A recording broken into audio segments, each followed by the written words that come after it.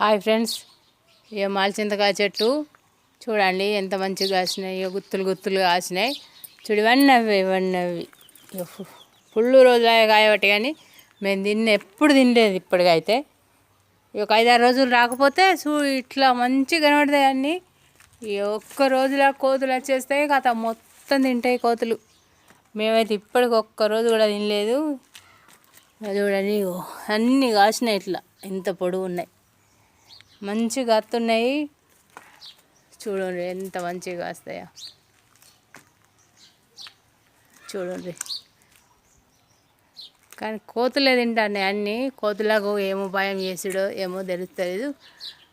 Bye friends, ఈ video నచ్చితే ఒక లైక్ చేయండి.